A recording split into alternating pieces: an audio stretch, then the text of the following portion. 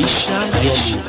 Magharibi njema nini yote mnao mkifuata mitabeni 18.7. Magharibi njema kwa wasikilizaji wapenzi wa kipindi maisha leo, kipindi chako, kipindi changu, kipindi cha sisi sote. Tunashukuru Mwenyezi Mungu muumbaji wa mbingu na nchi kutupatia pumzi ya uhai. Tuonane tena katika mitabeni 18.7. Sifa na shukrani mrudilie.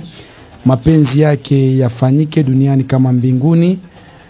Ufalme wake uje na atupatie amani kwa yale yote tunayokuwa tukifanya, na atupatie hekima ya kuongoza nayo taifa yetu.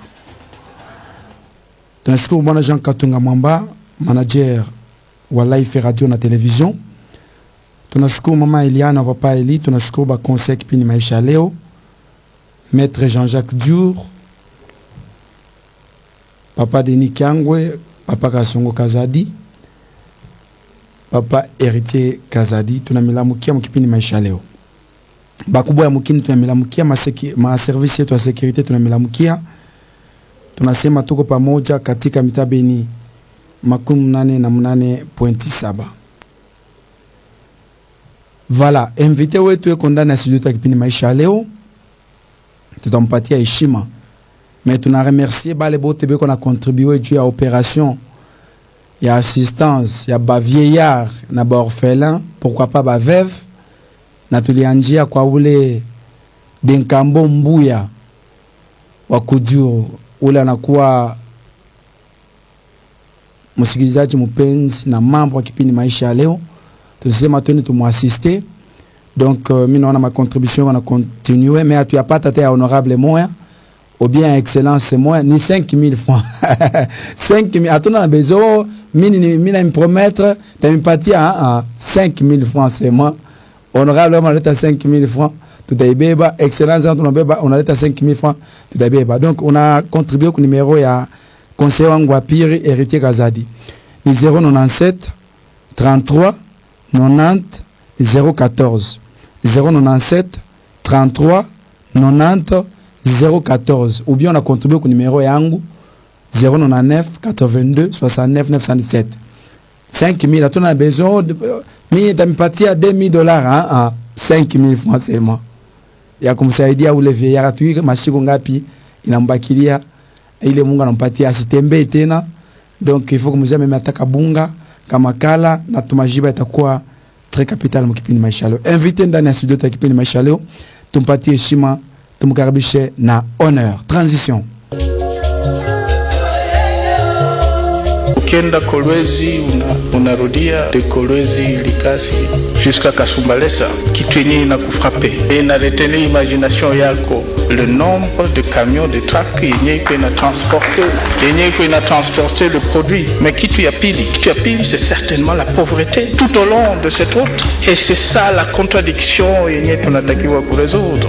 Uzalendo katika maisha ya leo haiko nature yangu na sio tabia yangu ya kutaka kujibu kila mtu mwenye ananisema, mwenye anatukana. Kama ningefanya vile, tout d'abord ningejichusha chini sana, puis de deux peut-être ningepata wazimu.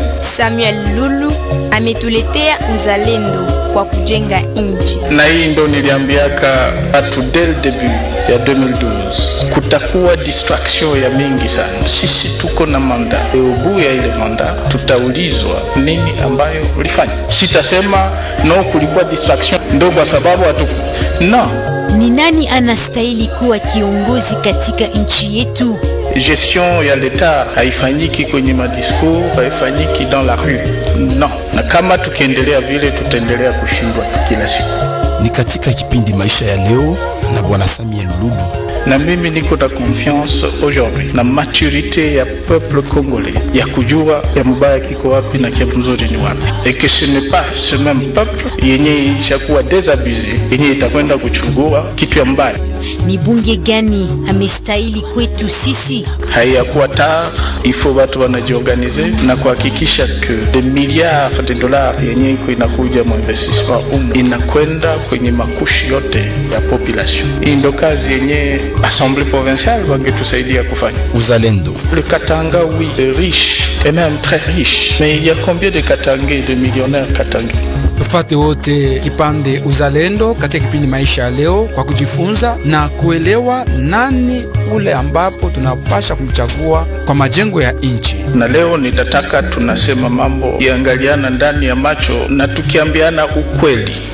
Maisha ya leo, Ile ndio principe, tuangaliane ndani ya macho na tuoneshane ukweli. Deuxième personnalité wa Union Sacrée, tulimpromettre déjà sema tutampokelea na anakuwa parmi ya ba invité bale wanakuwa na honorer invitation ya kipindi maisha ya leo, kuheshimia wakati mwe pepe unasema mona besoin ya mtu fulani atako na mapreoccupation yake, anaiacha anakuya.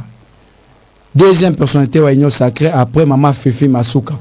Donc ule mwenye na yua bien vile Lualabe konendelea ni yeye. Au cadre wa MLC ya bwana Jean-Pierre Bemba Gombo, alikuwa ka premier vice-président wa République démocratique du Congo à l'époque ya 1+4.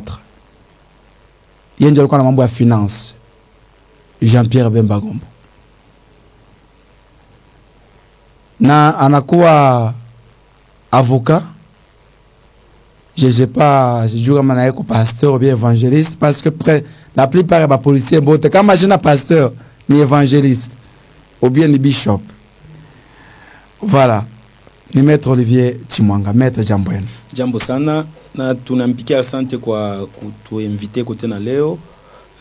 Tunasalimia wote weko nafata radio live kwa wakati. Na mwe tunamshukuru kwa kuhonorer kwa invitation ya peuple yenu. Merci.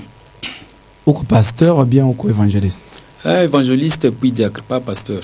Diacre? Oui, oui. J'avais raison. Donc, ministre, presque la plupart ya ba politiciens bote beko mulwalaba. Kama china pasteur, ni diacre ou bien ni évangéliste. Mais maître na ni évangéliste, ni diacre.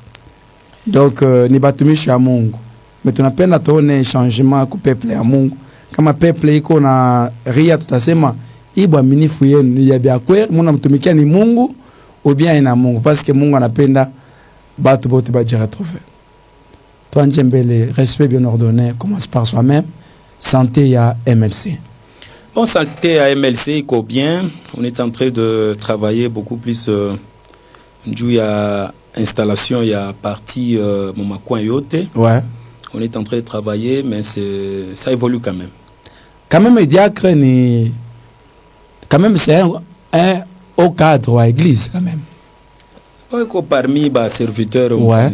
Ouais. Vérité nakala kako. Oui, oui. Mulipata makuta ngapi avant mobilisation kulwa là-bas?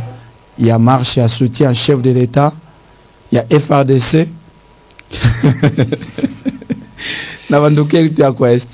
Bon, il y a certaines questions que... En tant que chrétien. C'est que je suis en train de... En tant que chrétien. Il y a certaines questions que c'est pas du tout étalé, dire tout ça. C'est pas important.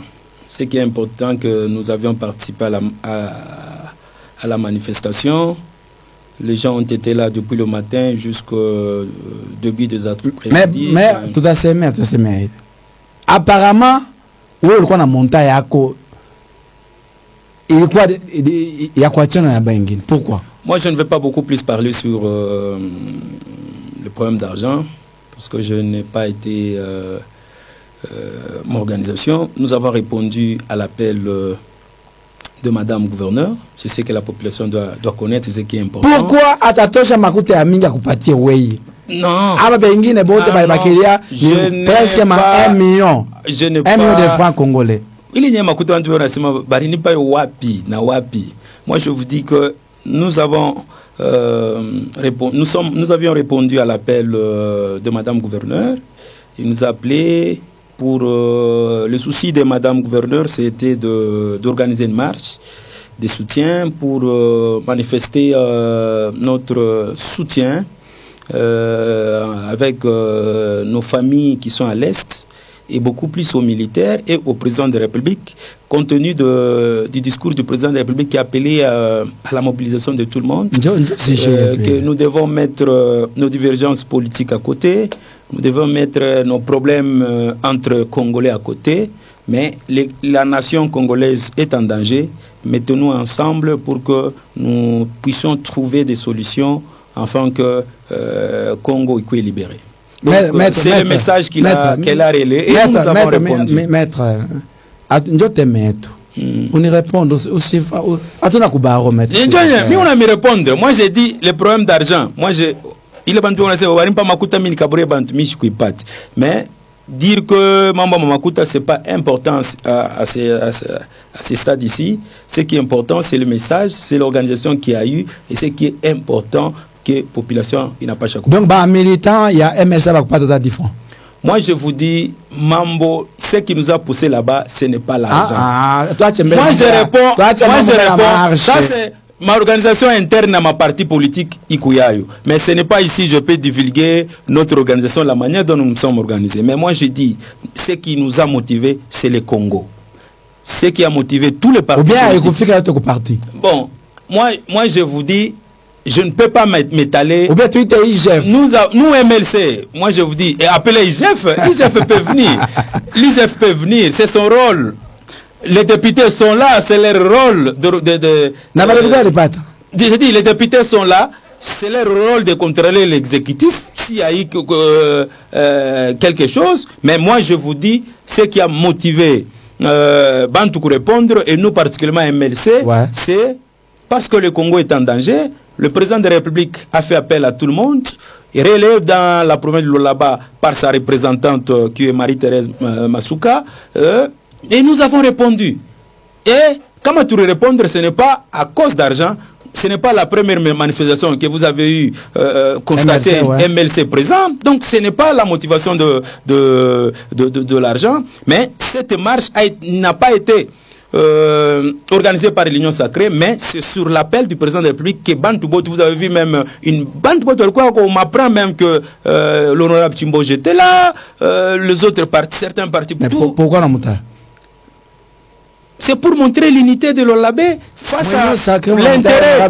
C'est pour montrer l'intérêt qu'il a monté au Congo. Ce n'est pas pour l'individu. Donc nous avons été là à l'appel. Pourquoi deuxième personnalité Union Sacrée?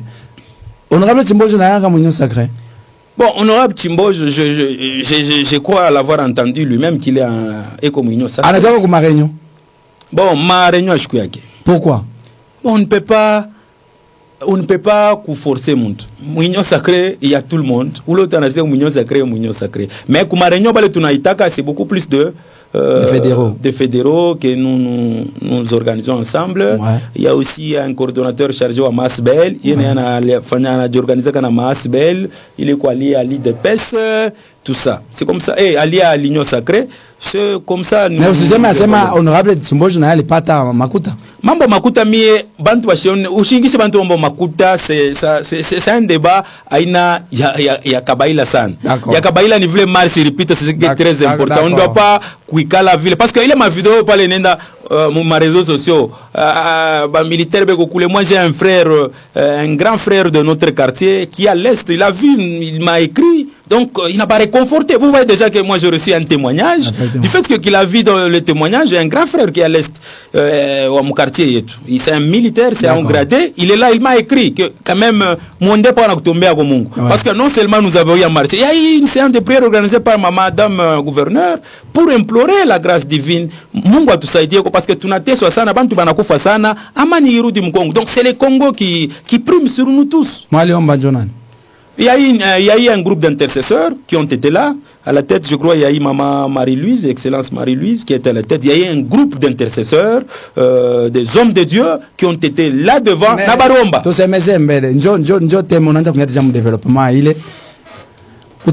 Compréhension, il y a un message à chef de l'État. Wakati alita population yote kwa mobilisation.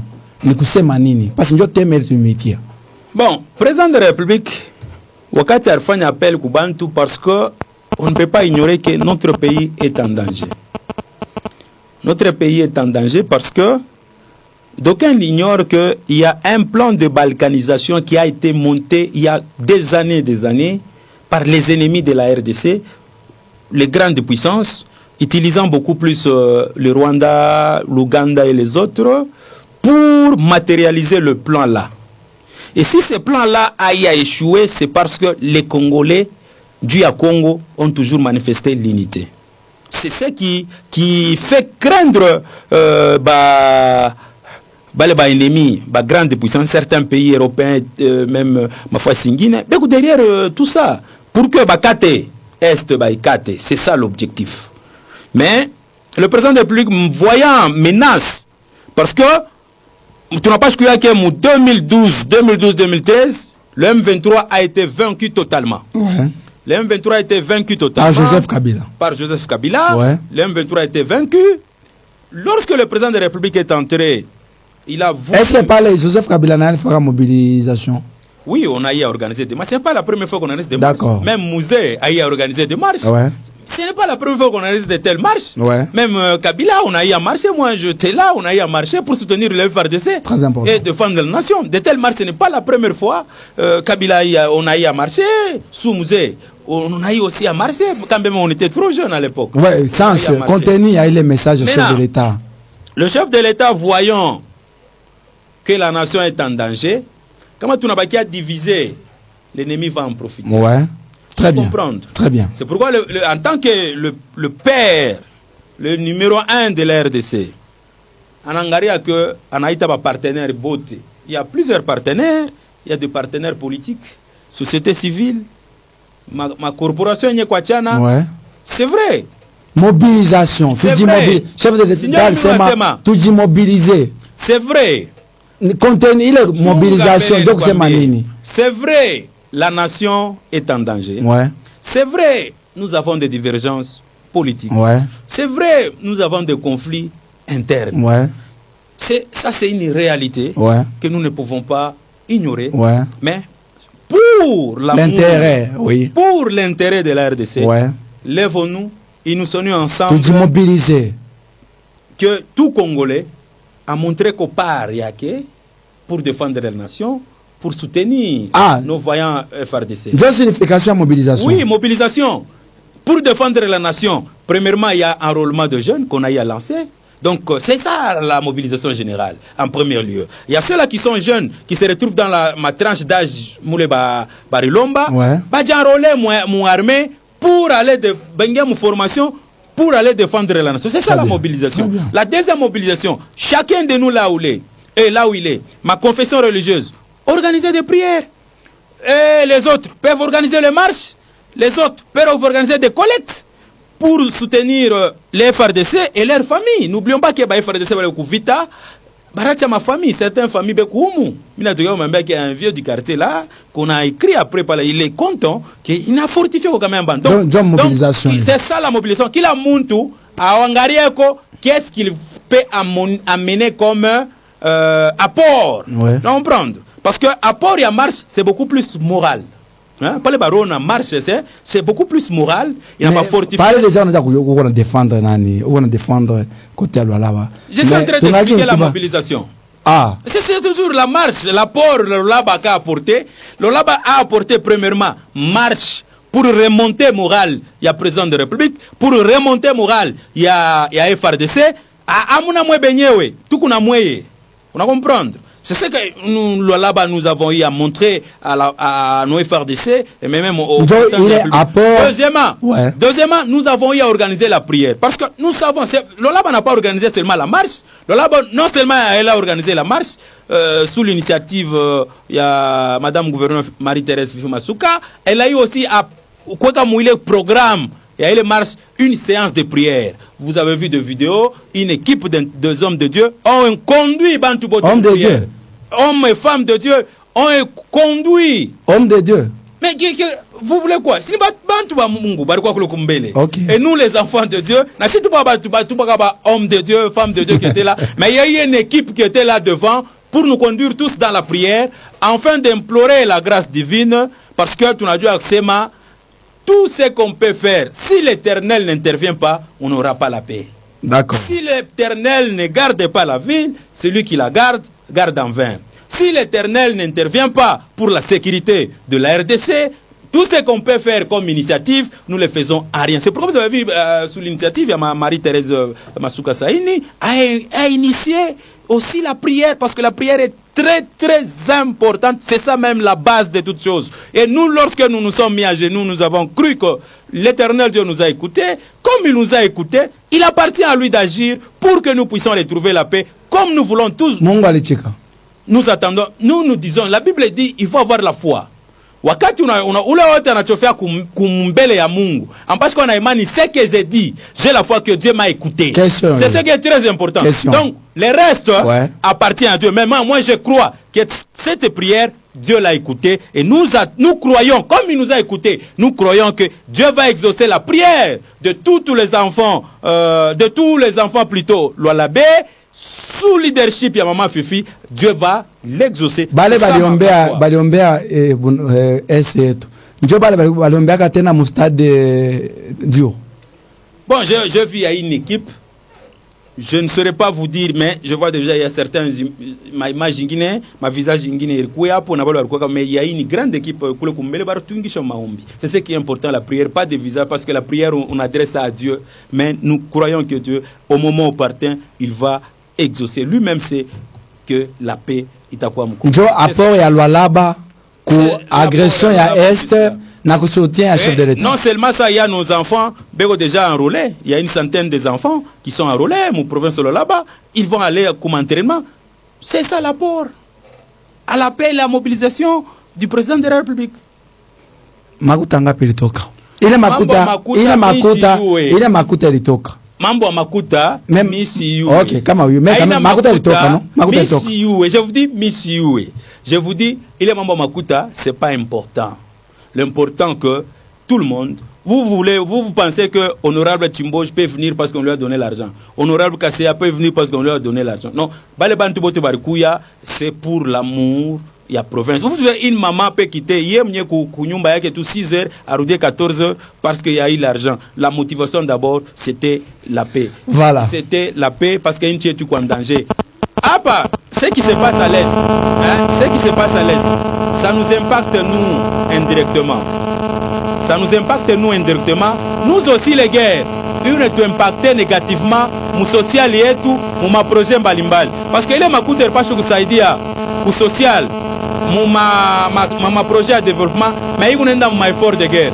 Donc c'est pourquoi nous avons intérêt que pour Est, pour paix, parce que nous faisons un seul corps. Donc le Congo ne peut pas vivre sans l'Est. C'est ça le principe. Donc il y a un corps. Est, c'est un corps. Fallait bantu beko kule, ina tutushe chez voter. Donc on a là-bas il faut mobiliser ces jours-là. Akukwa sema politique nini abikukuye. Intérêt à question à mwisho avant tubebe auditeur mushikembele question à mwisho tumulize avant tubebe mapele yenu. Il appelle à Maman Fifi Masuka dû à soutenir FRDC, une bonne initiative pour soutenir Toto Yako Est, une bonne initiative pour soutenir le chef de l'État, une bonne initiative. Est-ce qu'il appelle, il est quoi obligatoire ou bien il est quoi un appel à l'y lancer seulement pour que Bantu Bote ou la napenda naenda ou la chipenda nekala quand même nae angarie façon ya kujimobiliser ensemble na Congolais Bote kupitia appel à chef d'État. Haiko obligatoire, haiko obligatoire. Palo unashuka. Mimi nasema haiko obligatoire. C'est ça ma réponse, je dis haiko obligatoire. Je crois que bengine walikuwa kuma nyumba mais ils étaient de cœur avec nous. Bamumansoko haiko obligatoire. On a mobilisé tout le monde. Haiko obligatoire na barenda na bala bakwendi. Na hiyo haiko obligatoire. Haiko obligatoire. Kukubale barenda na bala bakwendi. Question ya mwisho. Muna organiser marche, muna organiser ile appel mzuri, mnafanya appel mzuri, mais bila kwa associer IDPS. IDPS était là. Amukone ma drapeau. Vous ne voyez pas les drapeaux de l'IDPS. IDPS. Ah, mais IDPS. Même ma organisation. Moi je vous dis, IDPS. Moi je vous dis, IDPS. Comme alikuwa empêché, alikuita sema bakumite. IDPS était là. Nous avons vu le drapeau. C'est point. Quelle hypocrisie le Kabuya alisema. Quelle hypocrisie? IDPS était là. Mon affaire organisation bila kusudi. Ile mambo asema kama honorable Saiza, le dignitaire d'État. Ouais. Le patriarche du vivre ensemble. Ouais. C'est mon grand frère que j'aime beaucoup. Ouais. Quand on a constaté que ma vidéo quoi comme mumupe, Bale bando rewa ma drapeau bana ba IDPS abastaki. Il a c'est dans son droit pour défendre son mais bale muna ba manipuler ou attaquer deuxième personne. Muna ba manipuler non? Bel est le président de la République, c'est lui l'autorité morale à IDPS. Nous avons répondu. Que dire à IDPS? Il va que kumpembeni. Nous avons répondu à l'appel de qui? Nous avons répondu à l'appel de qui? De l'autorité morale à IDPS qui est aujourd'hui le président de la République. C'est son appel. Que nous MLC et Tourenda. Mais IDPS il va qu'il reste. Mon enfant il appelle sans toutefois qu'on respecter selon IDPS ordre institutionnel. Oumu Mouloualaba, représentant ou président de la République, la représentante c'est Marie-Thérèse Masuka Saini. Nous devons accepter. Nous devons accepter. Kuku bantu bengina ba muchiki yake mais il est chiku barukwa ko marche pour l'intérêt à Mugini. Oui, attends, kama kuku mamambo ngini. Donc même les kama kuku ba certains partis, j'ai dit, kama kuku certains groupes ya IDPS, aba comprendre le message du président de la République. Je suis désolé. Ah. Oui, parce que le président de la République a dit fata, comment on a discours à président de la République, ouais. Où il y a que mettons nos divergences à côté. Ouais. Mais un groupe d'individus, il y a IDPS, bobe pour ma divergence kumbel. Est-ce qu'ils ont compris le message? Ils n'ont pas compris le message.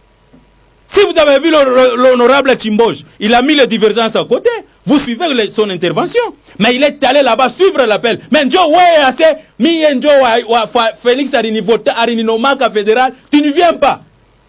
Ah. C'est pas normal. C'est pas normal. Comme considéré, on a fait appel à tout le monde. On a fait appel à tout le monde. 0,9, 76, 76, 86. Voilà. Comment on a son à président? Ouais. Oui, Rudis. Président a tweet à chef Bota. Moi, que maman Moenu. Kupembeni. Aïe, Nasima, oh, le président ne veut pas entendre tout ça. Très bien. Mais tu as est en danger. Tout est bien Mumoja. C'est ça le message du président public. Mais bon, benye discours, on n'a pas ça pour faire comprendre chi. Ah bah, il comprendre. Je suis désolé. Tu peux voir auditeur, voilà, deuxième personnalité de l'Union Sacrée après Maman Fifi Masuka. Deuxième personnalité de l'Ampokelea. Notre na compréhension, un message à chef de l'État. Il a l'omba ba Congolais bote, bila tendance, kujimobiliser. Tout qu'on a, apa mukipindi maisha leo. Allo, jambo yenu? Allo, papa Denis Changwe. Pasteur karibu. Yes, ya frasa na sagesse ya papa Chimwanga. Na merikiki uzuri mkia shebote. Wale wasebote mmoja, tosha mbele. Ile mambo wote tosha yana mbele mkutamu cha Dilgozer Chimboge. Areponde kwa pele ya dada yake Masuka. Ana sio fasila pasi kile mapendo mkia shebote. Mambo yangu yoi. Ya kweli na mimi nilikuwa kumarchi. Na mimi nilipoenda kumarchi ni mkini ya shebote. Sasa vile muhimu kama richo ni darasa ni mimi mshina. Baadhi watu tufikule na mimi nilikuwa kwa pele. Mais pas tout le monde, maman, vous avez posé question.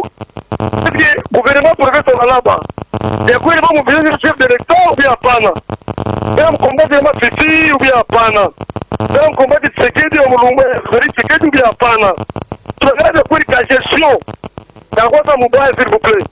Par exemple, vous terre à terre, ou moi dire, oui, ou collaborateur ou moi fille, attends, pas dire besoin de trésor, maman, d'accord, tu vas bien aller. Mambo ya de negoci. Jana. Délégation inda kule njoo ya negoci population chef de l'État. Asema d'abord le peuple yake. Tunaenda kule asema da par force. Faire de negoci sikia kule inakuta bantu. Kungua mbego ya arbatao ni tona kwanza Christian. Tuweze Jones ngoma Kombola. Aleka tena negoci ngoma mpango ya bantu sio atemwe pale. Ile manyumba yangu wa koste. Ile nyumba depuis zamani. Mais ministre a pas de délégation Diana. Tout le monde va trouver à déléguer plus bantu. Mais si nous sommes avant tout à faire des soins. Je vais t'envoyer chef de l'État après. Une vision chef de l'État bien pana. Demain si elle a eu bien pana. Pourquoi pas mon gars pour mon accueil? Pourquoi papa ou on va le casser. On va gagner attaque. Quand on va compliquer dans tout le à faire couvert. On va le casser comme témoin. Alors on va parler mon gars pour assembler.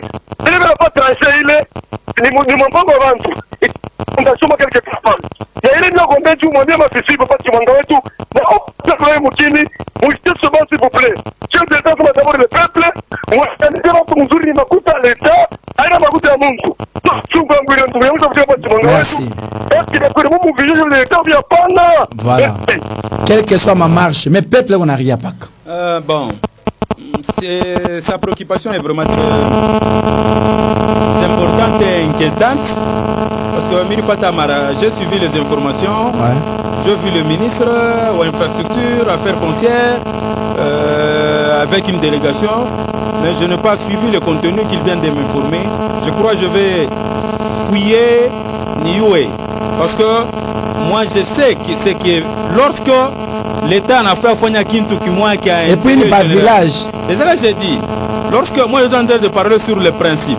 Lorsque l'État veut faire quelque chose qui entre dans l'intérêt général, si l'État a déjà cédé mouilé droit à la kaburia muntu njoo ekalepo ambone difforme pa kumutosha amtosha kebule. Il faut des procédures pour que le muntu va me dédommager. Mais pas villageois. Eh bah dédommager si tel est le cas. Kudergepur, il n'y a pas de problème parce que c'est l'État. Les sols et sous-sols appartiennent à l'État. Mais wakati peko bantu, comme c'est un village, wakati peko bantu on doit négocier na bale batu, ba on est façon qu'on a déplacer. Quand on va déplacer, on va déplacer avec ma dédommager. Très bien. C'est ça le principe. Très bien. Moi, même personnellement, je ne serais pas d'accord si telle était la décision. Allô, Jambo Enu? Allô, Papa Sama Jambo. Jambo sana, ni papa nani karibu? Oui, mais non, maître parler. Karibu. Le problème est que nous disons maître Eko à MLC. A donné chez Eko. Miri muona ile na alipata ile makuta baribapa alipata mbele ye moya ile makuta ile shi kama abakwata plus de 10 kama akabia $500 alibénéficier mbele ye mwenyewe une sensibilisation mshikoni ata sensibilisation ile ya ule maître alifanya pale tunaona pale tunangara maître sio yangu mla kupoze batoto wa soda agende ku masomo tulifanya march pengine barilala na njala sasa wewe unaweza kutonesha kwa nini twende tumukishe mnapita major mtupoze utoneshe kwa unafanya kwa nini ile march ilikuwa mnaenda kwa pembeni on partage des verres nini tout ça mais ile hoteli inasaidia basoda nini inasaidia FARDC nini maître. Bon, je l'ai dit d'entrée de jeu que le président de la République a appelé à la mobilisation de tout le monde.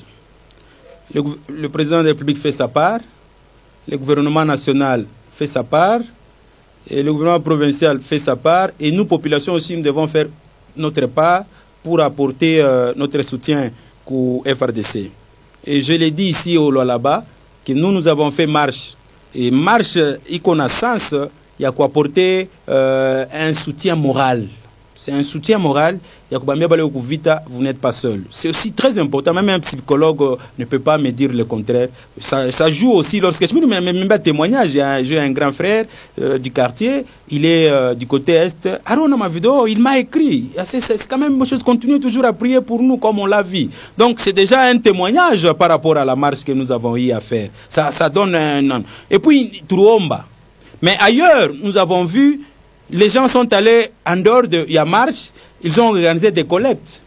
On prend. Ouais. Il est ma collecte, ils sont allés. Mais pourquoi n'est pas organisé après? Bon, je crois, peut-être ça peut arriver. Lualaba l'a déjà fait. Lualaba n'oublie pas que Lualaba a déjà construit des maisons du côté l'Est. Les gens n'ont pas vu ça. Ce n'est pas la première fois que Lualaba intervient. Lualaba a toujours intervenu, que ce soit marche morale, même sur le plan soutien financier. Tu comprends? Dans certains coins, on a organisé des collectes. Ma famille, militaire. Et le gouvernement aussi est en train de travailler pour améliorer conditions de vie à militaires et leur famille. C'est vraiment très important. Merci. Le papa Nani Karibu. Papa, depuis quelque part. Karibu papa. Tunamuuliza kwa mta vile mumtishie tunashaka mtite manika. Alikuwa ile siku ya marcha sema hakuna ushishi bana tufundisha vile vyote vile mlikuwa wa polisi. Amplisi mama na kuyaga mjete na kufanyaga kwa president anasema hivi. Hivi vile kwani ya mvizio yake ndio sikusema kwa president maji. Mtuka ndio. Bon, moi je ne pense pas qu'il y ait une obligation. Et je ne pense pas que quand il y a une vidéo, il y a un policier qui va dans mon soko. Si là, il peut balancer ça, Il peut même envoyer, vous pouvez lui donner son numéro. La marche, ce n'était pas obligatoire. C'était volontaire. Madame a rencontré tout le monde. Il leur a donné le bienfait à les marches. Ce n'a pas été une obligation. Les gens ont vendu. Moi, avant d'aller à Koumarch, ni répéter à Mouville, les bandes de Kouchicha. Que dire maintenant à mon cité? Donc, à un certain moment, nous vous disons que la marche n'a pas été obligatoire. On a fait appel. Maman Arita Soko, qui a été inquiété après par la Fungula magasin, qui peut dire aujourd'hui que moi j'étais inquiété parce que Mishkwende marche. Il n'y a personne. Non. Donc, tout chance qu'on y a ma banalité, tout ça, mais concentrons-nous à ce qui est essentiel, l'objectif du marche. Le Congo est menacé. Abatabamba Kivu, c'est pas une bonne chose. Ni papa nani karibu. Ni papa Jean. Karibu papa Jean. Bon, bien sûr contre Ningo Mitema le plateau les. Ni invité tout s'il vous plaît. Invité s'il vous plaît, merci. Il y a un thème à quoi obligation. Mais pour le coup, moi, je ne sais pas la majeton. Comment est-ce obligatoire pour avoir la majeton? Qui la majeton, tout n'a comme preuve, tout la majeton. Merci. Maître, nous allons répondre. Bon, quand on regarde la majeton, c'est la reconnaissance. C'était le contenu. C'était le contenu à message de chef de l'État mobilisation. C'est la même réponse que je peux donner. Est-ce que tout le monde, entrant dans son hypothèse, hein, je dis entre parenthèses, entrant dans son hypothèse, qu'il a eu jeton. Est-ce que c'est tout le monde qui n'a pas de jeton? Bala va pas de jeton, Barbafani. Parce que ce qui est vrai, c'est pas tout le. Ou bien c'était ce que le chef de l'État le fait. Ce qui est vrai. Ou bien moi je me comprends pas message. Aïna bala va mansoko bote va magasin va quoi marche. Ce qui est vrai. Mais na bala va couper tes jetons, on leur a fait quoi? Allô jambo yenu? Wingia mu hypothèse. Jambo sana pa Samuel. Ni papa nani karibu? Ni papa Artire. Kai papa. Papa, ilikuwa obligatoire ile mambo ile na jana shimili kuita tena ilikuwa obligatoire. Ule wote ana jeto unsoko kulia Kanyina. Ni makuta lomba kama na ile jeto kama una na makuta utaujisha bali oblige bantu papa. Babili yetu barenda kule kufashi. Mimi nikatala kwa usiende. Mimi ndikuyaka mukaji nasema usiende. Aseba nitoblige kama uende hautaujisha. Moi, je leur ai dit ceci. La marche n'a pas été obligatoire. Kama kukubantu beko na objectif à salir image ya président de la République, kama kukubantu beko na objectif à salir image ya maman gouverneur, baba dénoncer et on va les arrêter. Ou les autres va obliger makuta musoko mon magasin à quoi dénoncer, on va les arrêter parce que la marche n'a pas été obligatoire. Ça c'est le principe. Kama kukubantu de mauvaise foi, ils veulent profiter de ça pour mater la population. Moi je ne suis pas d'accord. Moi, je ne suis pas d'accord, mais j'insiste que la marche a été, l'appel était volontaire. Très bien. Ule kunafanya ile mambo, si le fait, kama cha kuifanya arudishe ile makuta ya bale bantu. Ule wote wale makuta yake, kili denonce ça. Allô, jambo yenu? Jambo papa moi. Jambo sana papa nani karibu? Papa Norbert, hein? Notable karibu. Bon, maintenant vous sentez le mettre pas. Merci. Bon, nous tellement d'accord par rapport à l'enseignement, lancement, message à chef de l'État enseignement, tu vas pas vous soutenir par FARDC, et puis toi qui ma divergence est tout à côté. Donc, où tu as tendance, membre de tout interne, là nous devons oublier pour aller soutenir les FARDC. Là je suis d'accord avec eux. Très bien. Et puis là ça lui a présence, il y a honorable Chimbo Joul. Donc ça problème vous parlez. Nous, en tant qu'autorité responsable, si vous organisez quelque chose, il faut que vous ayez le suivi permanent, l'évaluation, on ne va pas changer.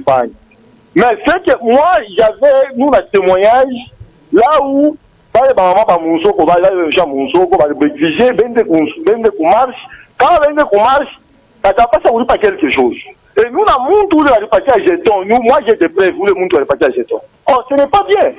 Tu verras kama régime ya président Mobutu ilikuwa paka mambo ya hivi. Président Kabila bali bakompanye bamunisha mwele. Mwa Mungu mpembea ba autorité wapasha kubasaidia.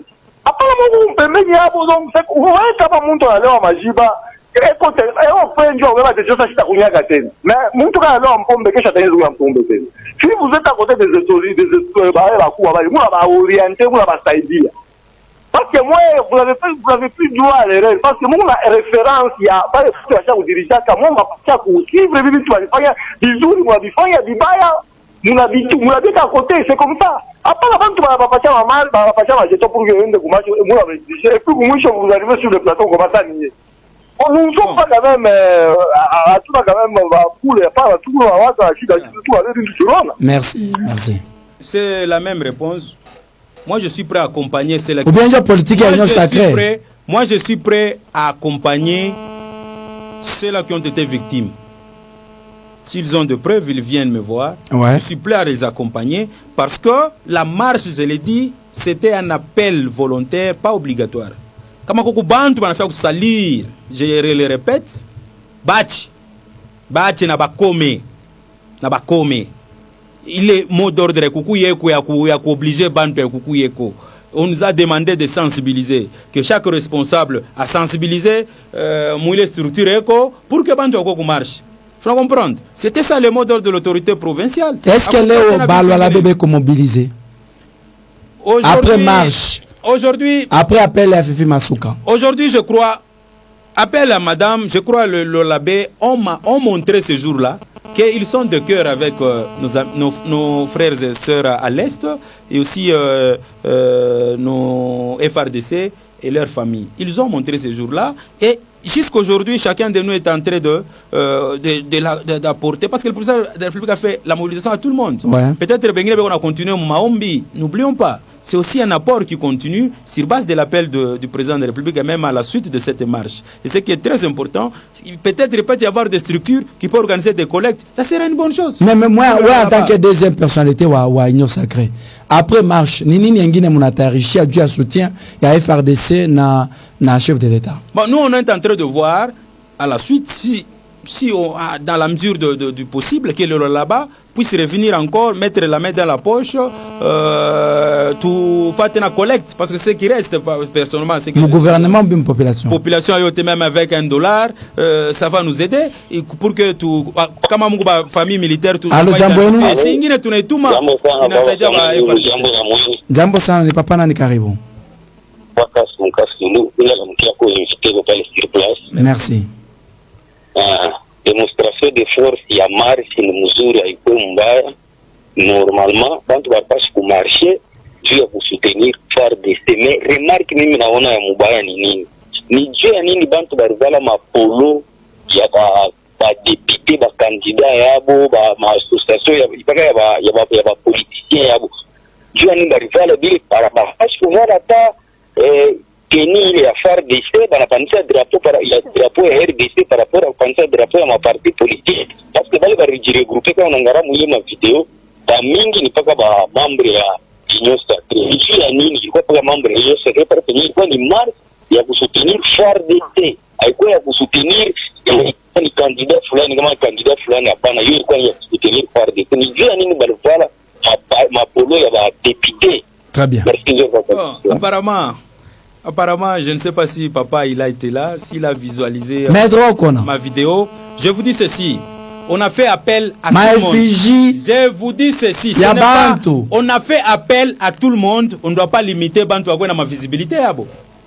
On ne doit pas limiter. Les amis de tel. Oui, c'est leur structure. C'est normal, non? On l'a fait appel à eux, non? On a fait appel aux religieux. Vous n'avez pas vu les mamans catholiques en uniforme? Vous n'avez pas vu Kimbangu en leur uniforme? Ça c'est vous n'avez pas vu les Rastas, mon uniforme est à bon. Vous n'avez pas vu le motard? Donc ça c'est et aussi les partis politiques. Non seulement il y a la parti politique, il y a des fondations. Ah, il faut ma fiche pour montrer que Barkou Yapo moi je ne vois pas un péché où il y a règle il est sukutu. Ou bien tu vois uniformité, tu vois les bleu blanc. Chez Boté. Je soutiens à FRDC. Tu vois les bleus blancs chez Boté. Les sicous. Tu vois la peine d'ailleurs. Donc c'est aussi un moyen, mais moi je ne vois pas où serait un péché comme on a voir la structure. Parce que n'oublions pas que la plupart de grandes personnalités politiques ont des asbelles, fondation telle, mais en rien n'a pas je connaissais que j'étais là. Est-ce que c'est un péché? Voilà, parce que les Kenyans qu'on a fait intervenir. Allô, Jambo Enu? Tout bien, papa Nani Karibu. Ni Barthélemy Taximen. Karibu papa. tunamlamkia mbe invité pa plateau. Merci. Mais kile mimi pasholomba ko tu kwa invité. Kama be afanya politique, basanzo ta munji na Mungu s'il vous plaît. Kile ma étiquette de atika nayo hotel kisha pa plateau anaanza kusema mambo bongo bila chambulisha kazi ya Mungu, nous ça nous fait mal. On se concentrer mu kazi ya Mungu, mais pona tu mtu moyo hivi anapita présenter munjina ya Mungu kisha anaanza kusema binti ya bongo. Kwa hiyo ça ne fait pas du bien. En tout cas, s'il veut faire la politique, qu'il fasse la politique. Atuache kazi ya Mungu tuende nayo kule Merci. Kazi ya Mungu ana ya mtu. Kazi ya Mungu ni ya watoto wa Mungu. Dieu dit bantu bote bakuye inadependre na umnye na Mungu wako. Kila mtu ajokipe mnye na Mungu wake. Inakuwa ça une partie politique peut-être. Allô Jambwenu. Ou bien on kanisa ya partie politique. Ça c'est trop. Mon pasteur Karim. Moi je n'ai pas dit le mensonge, j'ai dit ce que j'ai constaté. Merci. Problème tout mutini yetu shebote. Il est marche, parce qu'il organise très bien la conscience à Bante, non pas l'achat de conscience. Ah, s'il vous plaît. Les bons nombres qui étaient là-bas, ils étaient achetés leur conscience moyennant quelque chose. Moi, je me suis retrouvé dans un groupe là où on nous demandait, dès que nous nous réunissons à 350, chacun aura $20 et $10 plutôt. On a fait ça. Mais nous sommes comment on a fait ça, on m'a dit qu'il y a Bougisha. Il y a très bien par les jeux à Nigeria, comme nous sommes au cas par la fin qui est mettre dans la dénoncée qui nous sommes comme capacité les membres de la présidence, comme on a sanctionné. Si vous laissez ça, donc vous êtes des mèches avec ces messieurs-là. Merci beaucoup. Mais la marche a été bien organisée, nous étions aussi là-bas. Merci beaucoup. Merci. Ni pasteur, on a dit quoi? Dire que voler conscience à Bantou. Moi j'ai dit, c'est là qui sont victimes. Moi j'ai dit, c'est là qui sont victimes. Hein? C'est là qui sont victimes au moment Soko.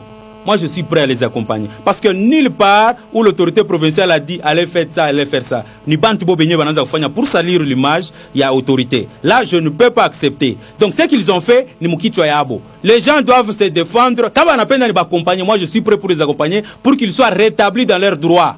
Abakurekomande wa Nsoko asema ula shukukwe ku marche mulombe makuta ile ni buizi na bongo. Je l'ai dit, je le répète, je l'ai dit d'entrée de jeu.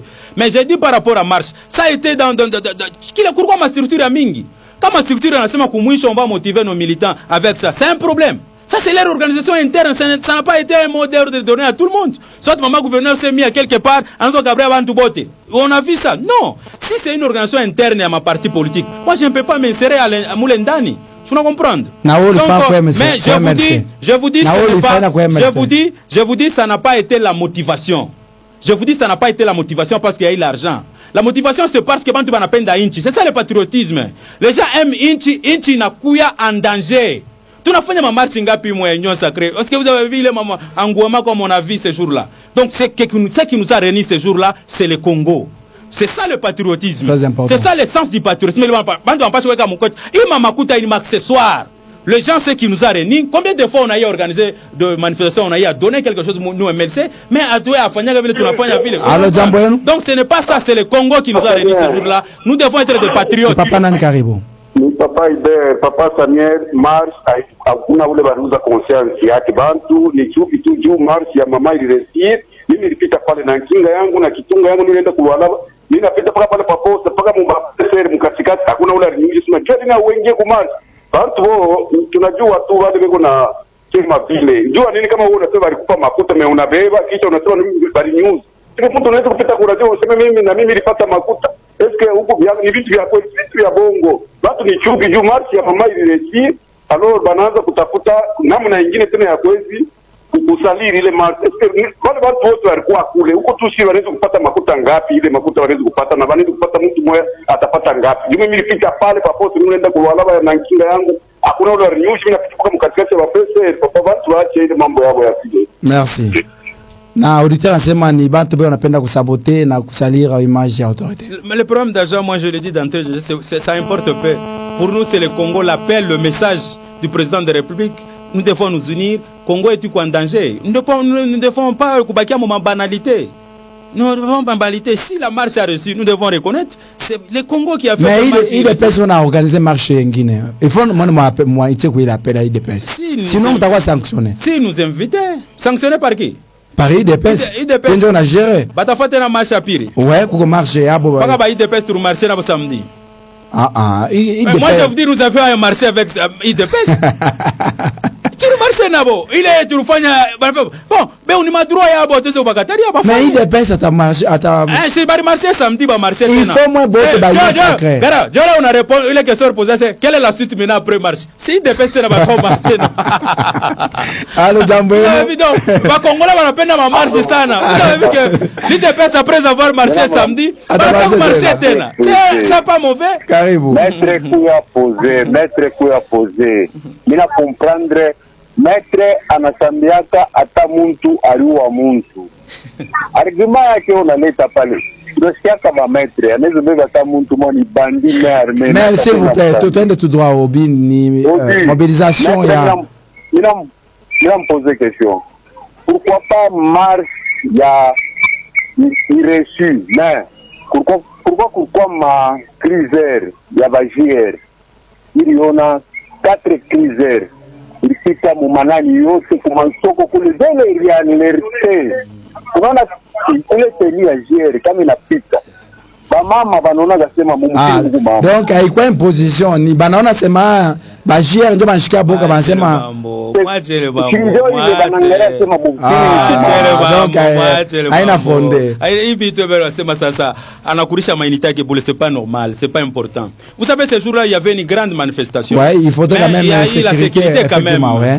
Ce n'est pas seulement mon cité même mon ouais partout il est quoi pour voir comment pembeni ce qui se passe mais les gens sont en train de marcher ailleurs est-ce que baringa m'avenue ben la lamika c'est mwendeni kumarche lui peut me prouver quelle avenue baringa mutoke mwende kumarche allo jambo toi tu ma banalité tu te concentres sur ce qui joue jambo sana ni papa na ni karibu ni papa Steven karibu hapa papa tunamwambia na njiteko pale merci justement mimi mambo regrette sana par rapport ya bantu wanasema ni vile mtita na banaanza kudefend adike cha mjumla soko bama boutique kama bakukola victime ya kubaingira kwa polisi ya kubanya kwa makuta sema na babamba sasa epikisha mtu tena anasema bintu bila aliendeke naye anasema anaanza kupita anapita anaenda bakumderanger ukita ndio kusoko mdenande kama upate majeto ube kama mabutika ba victime ni ile kisha ndo demanda sema barisineba na ile image by two si tulikuwa na kwa filme tutumele na image mais quand même bantu muile ta marche bantu tusoko barisibiri ma conséquences ba majeto batita kama ntobana majeto kisha bapita mabutiki ba ulile wale tatumule le siku kama bako ma victime ya kulipa mafuta ba polisi. Merci. Les gens reviennent toujours sur ce que j'ai déjà répondu. Kama kurwa ule responsable en soko alifanya vile alibifanya munjina yake pas sous le nom de l'autorité de la province. Ça je le répète. Et kama kuba victime, moi je suis prêt à accompagner tout n'attend comme instance judiciaire pour que bakwa rétabli dans ses droits parce qu'il y a quoi ordre barilete ya forcer muntu ya kulomba muntu makuto la chukwe ku marche.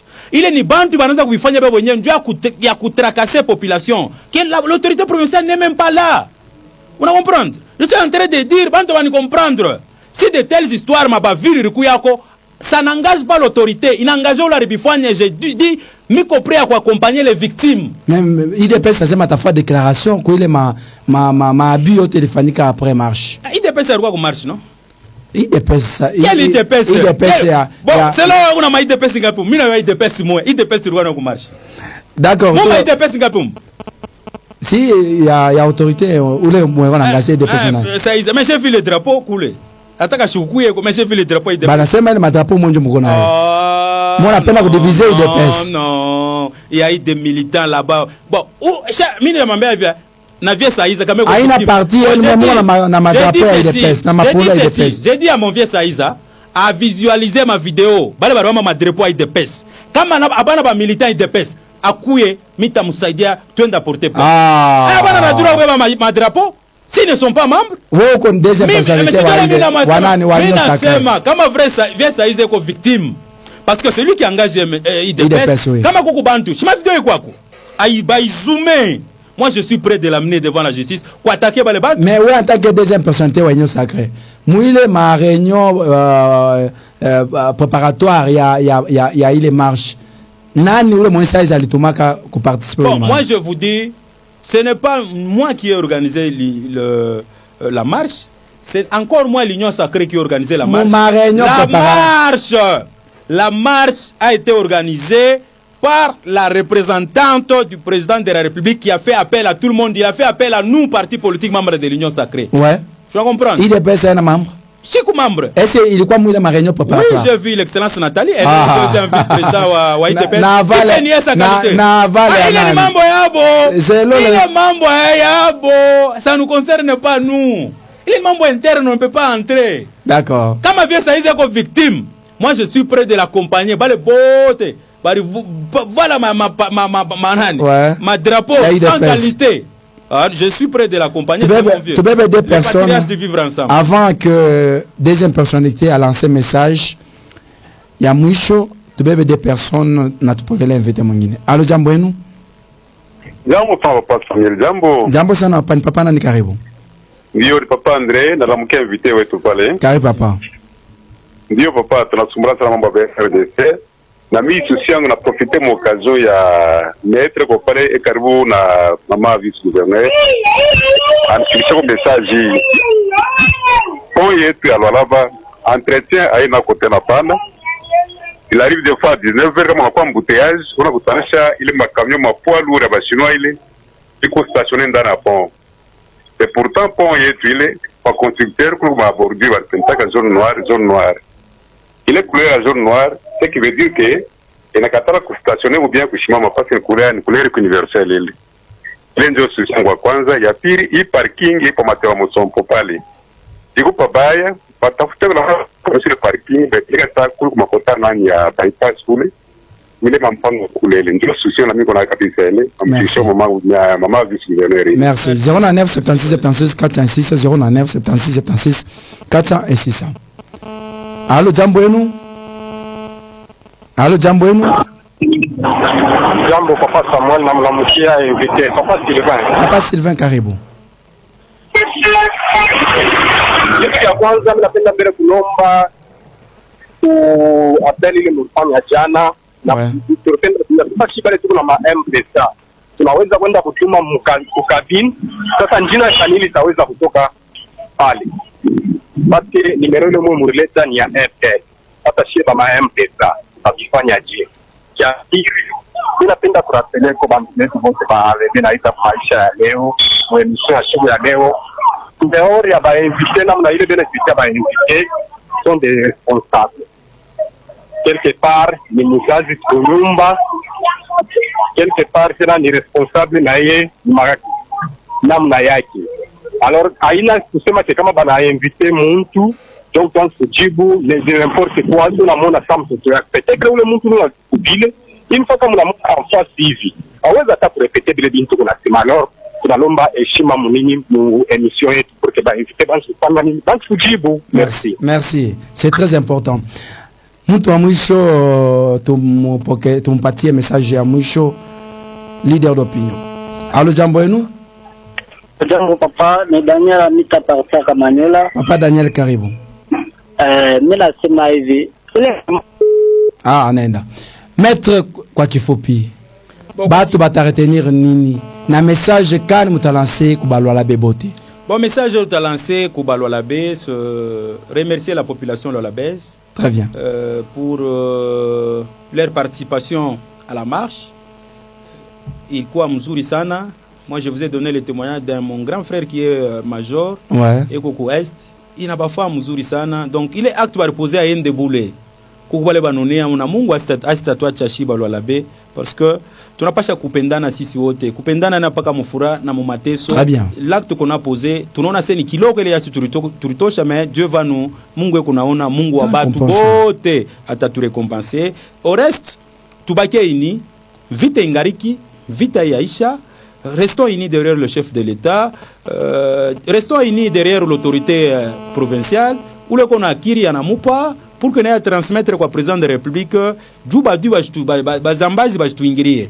Donc hapa shtuku naona iko karibu na Goma, sio kesho nakuwa karibu na huku ce n'est pas une bonne chose. Après Kombari njo tangu de mobiliser pour que l'invite aishe paka kule, ishifike tena inge ma province ingine aina mzuri. Donc tout restez mobilisés, restons unis derrière le chef de l'État. C'est lui notre papa, Dieu a voulu qu'il soit là. Restons derrière Maman Fifi avec des idées, même des critiques positives, ça va l'aider aussi à aller de l'avant. Ni Mungu doit rependa kuyepo. On ne peut pas aller en dehors na vile Mungu anataka parce que toute autorité vient de Dieu. Kama Orona ensemble était là, même à BD, nous avons vu à BD, vous êtes sur la ville, ils sont dans des divergences avec Madame Gouverneur, mais suite à l'appel patriotique, mais ils se sont dit ce sont les Congos. Ils ont été là, à BD, avec l'honorable Tizainga. Il a été là, vous avez vu, j'ai cité l'honorable Chimboj. Nous devons suivre l'exemple de Chimboj, le grand professeur. On a vu le ni Congo, on est mambo et kwako. Mais banega mbele umpembene c'est défendons le Congo. Tu n'as pas chaque fois exemple à Bale Bakubwa et tout. On a cet exemple muzuri sana lorsque je vis l'ensemble de Maman Chimé. Donc je vis l'IDPS qui a été là, je vis ABD qui a été là. Je vis donc l'honorable Kassé, honorable Roy. C'est quoi qu'on n'est pas honorable Saïza dignitaire. Honorable Saïza avec l'IDPS, malgré Mishkumone et Mishogarwa Mbantu tellement, mais moi je vis l'IDPS qui a été représenté, c'est une bonne chose. Il est tout manifesté, il m'a guerre, ça nous serve à rien. Très important. Kwende kule kama na servir Congo kama ni mambo ya gestion ya province tuingie magegeri yetu hii ina mambo ya gestion ya province hii ni mambo ya mugini kwa danger tukue ini tungani tukue akili moja tuache ma banalité ça nous amènera nulle part mettons nos divergences tu fuate le président de la République m'a dit mettons nos divergences hii ina tant forme discours c'est juu ya Congo fanya discours juu ya province hapa banafanya hivi comme on a cité bana gérer mbaya ça c'est la gestion de la province ça n'a rien avec le Congo là madame ba autorité batakujibu ba ministre sectoriel batakujibu parce que bon de comme exécutif tu n'as comprendre ba député bote bariku yako cela montre l'unité et je remercie les honorables députés honorable Gaston Mouchid honorable Roy Diosaine et les autres bariku yako ba mingi donc cela montre l'unité et tubaki paka vile pour défendre notre patrie qui est la RDC parce que atuna na nchi nyingine si ce n'est que la RDC que Dieu nous a donné. D'accord. Maître Olivier Chimwanga tunamshukuru kwa kuonora kwa invitation. C'est moi qui vous remercie pour le. Na itakuwa la dernière fois que la prochaine fois. J'ai toujours été disponible kama niko sur la ville, je suis là pour échanger avec la population Lualabezi. Voilà, mambo ya République démocratique du Congo ni intérêt général. Tuache mambo ya mvita yetu kwa pembeni na tu soutenir tuangalie namna gani ya kufanya Bukomvi kumaliza ile Bukomvi ile ba M23 bana tout déranger kupitia kupitia Rwanda. Donc si bote tu mkimoja na tuangalie nini tunapasha kufanya kupitia appel à chef de l'État ile mobilisation. Accent burudani ngambo ya pili tupokele invité mwingine. Burudani nzuri katika kipindi kenu maisha leo, maisha yako, maisha yangu, maisha sote. Invité mwingine ko ndani ya studio ya kipindi maisha leo, tumpatie heshima na tumkaribishe na honneur katika mitabeni ya Life Radio.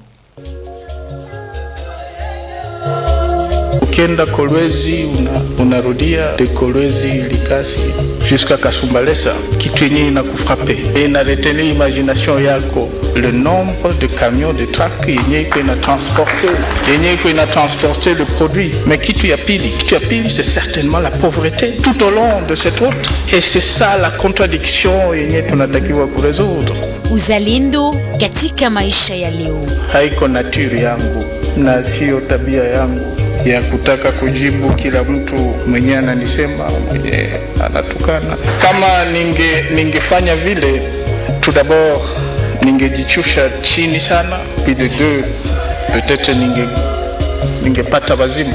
Samuel Lulu ametuletea uzalendo kwa kujenga nchi. Na hii ndo niliambiaka watu dès le début ya 2012 kutakuwa distraction ya mingi sana. Sisi tuko na manda, ubu ya ile manda tutaulizwa nini ambayo ulifanya. Sitasema no kulikuwa distraction ndo kwa sababu no. Ni nani anastahili kuwa kiongozi katika nchi yetu? Gestion ya l'État haifanyiki kwenye madiscours, haifanyiki dans la rue. Non. Na kama tukiendelea vile tutaendelea kushindwa kila siku. Ni katika kipindi maisha ya leo na Bwana Samuel Lulu. na mimi niko na confiance aujourd'hui na maturité ya peuple congolais ya kujua ya mubaya kiko wapi na kia mzuri ni wapi, et que ce n'est pas ce même peuple yenye ishakuwa désabusé yenye itakwenda kuchugua kitu ya mbaya. Ni bunge gani amestahili kwetu sisi? Haiyakuwa tard, il faut watu wanajiorganize na kuhakikisha que des milliards de dollars yenye iko inakuja mu investissement inakwenda kwenye makushi yote ya population. Hii ndio kazi yenye assemblée provinciale wangetusaidia kufanya. Uzalendo. Le Katanga, oui, est riche, et même très riche. Mais il y a combien de Katangais, de millionnaires Katangais? Tufate wote kipande uzalendo katika kipindi maisha ya leo kwa kujifunza na kuelewa nani ule ambapo tunapasha kumchagua kwa majengo ya nchi. Na leo nitataka tunasema mambo iangaliana ndani ya macho na tukiambiana ukweli. Maisha ya leo. Très important, tuangaliane ndani ya macho na tuoneshane ukweli. C'est très capital.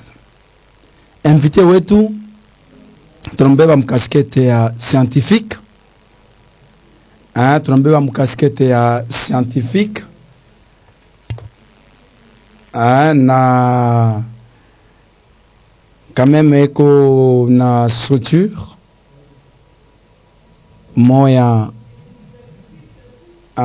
moya iko katika Jamhuri ya Kidemokrasia ya Congo, ni Génération Sylvain Kantolomba Fondation. Anakuwa professeur wa université mu République démocratique du Congo na l'étranger. Même kaskete yake ile tunamubebaka nayo masomo alijifunzia ni bale bantu banagaka na ona nini tafanyika kumbele wakati kunao kuwa action inakuwa pose mbo abayone mbele hapa banangalia suite logique ya ile action itakuwa na maeffet gani mu avenir plutôt. Donc na kutayarisha kuleta mamekanisme, kuleta kuwaza njuu ya kuleta masolution ya ile mambo itafikia kumbele, kuprepare avenir na ma génération future. Prof Sylvain Kantolomba, mo studio yetu ya kipindi maisha leo. Prof, jambo yenu. Amjambo mzee Samuel Lulu, na salimia ba auditeur bote bale beko natufuata na kupigia asante kwa mwaliko wako. Asante, tunamshukuru na Mungu kwa honore kwa invitation ya kipindi maisha leo na ba milliers ya ba auditeur ya kipindi maisha leo. Ni obligation kwetu kuya kujibuya wakati unasema ba auditeur banasema ukuye. Kazi yetu ni kuya juu tupate kuongea, tupate kudiskite na kupartager na ba auditeur mambo inangaria société congolaise. Question ya kumikaribisha nayo banasema Prof Sylvain Kantolomba anaka patriote.